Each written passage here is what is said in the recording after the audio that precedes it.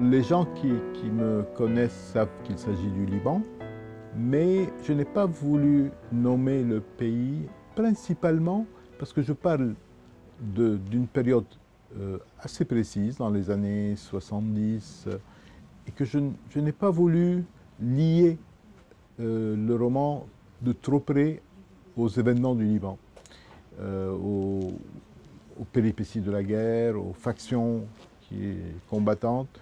Et donc, je reste un peu dans le vague parce qu'en réalité, le plus important, c'est ce groupe d'amis. C'est le parcours de chacun, leur séparation, leur retrouvailles. Et le pays, c'est effectivement le Liban, mais ça aurait pu être un autre pays, la Bosnie, ou tout pays qui a connu... Oui, un pays qui a connu une période difficile et où un groupe d'amis se trouve dispersé par les événements du pays.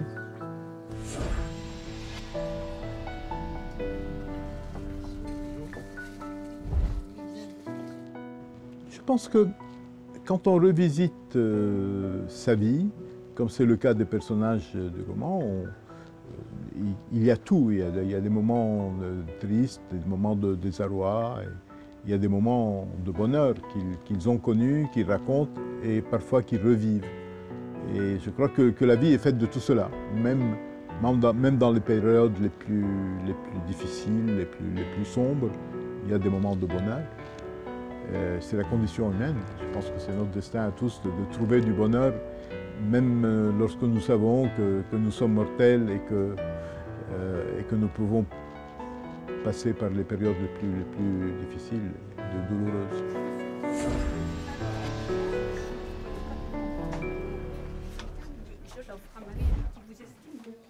C'est étrange que vous mentionniez ce livre parce que c'est mon livre préféré. Ah ben oui, donc vous ne pouvez pas le savoir, mais c'est vrai que c'est mon livre un peu de référence.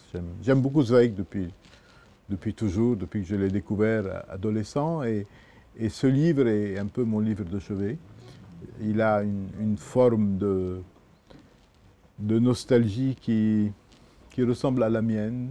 Lui, c'est par rapport à l'Empire austro-hongrois, par Vienne des années 1900. Et moi, ce n'est pas exactement le même, mais c'est la même attitude.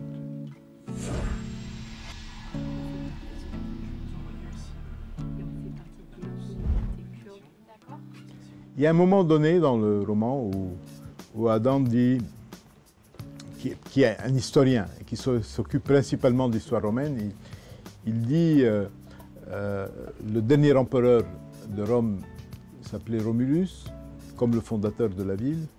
Le dernier empereur de Constantinople s'appelait Constantin, comme le fondateur de la ville. Et moi, je m'appelle Adam, comme le premier homme. Et il laisse entendre qu'il est un peu le dernier. Il n'est pas le dernier des hommes, mais il est peut-être le dernier d'une certaine lignée, d'un certain type d'homme, en tout cas d'une certaine civilisation. Il y a toujours diverses choses que l'on dit. Parfois, on ne sait pas soi-même, ça vient spontanément, ça correspond peut-être à quelque chose d'inconscient, mais ce que je peux vous dire, c'est que c'est un nom de personnage qui s'est imposé à moi très vite.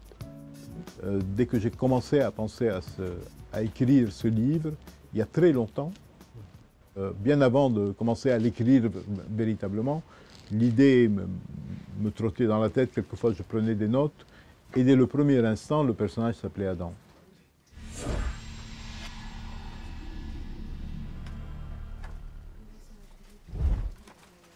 C'est vrai qu'il y a plusieurs voix. Je pense que le thème même d'une bande d'amis exige qu'il y ait une sorte de polyphonie.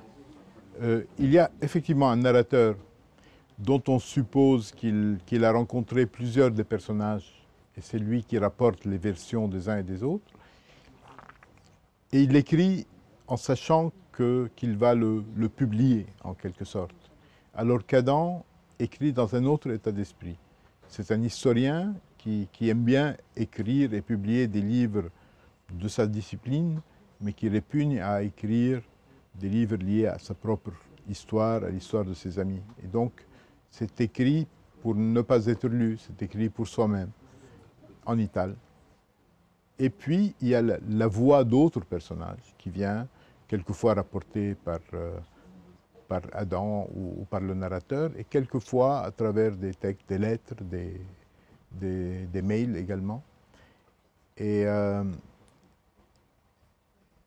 je pense que le romancier, quand il s'agit de personnages comme cela, a besoin de jouer chaque rôle à tour de rôle, justement.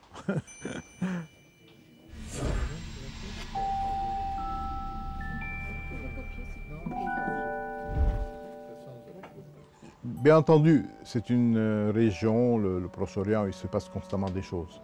C'est vrai que je ne prévoyais pas vraiment tous les bouleversements qu'il y a eu à partir de la fin de 2010, mais j'avais déjà écrit une bonne partie du roman, mais j'ai écrit une autre partie du roman en sachant ce qui est arrivé. Je ne sais pas si ça m'a influencé. Je n'ai pas essayé de prendre en compte ce qui est arrivé.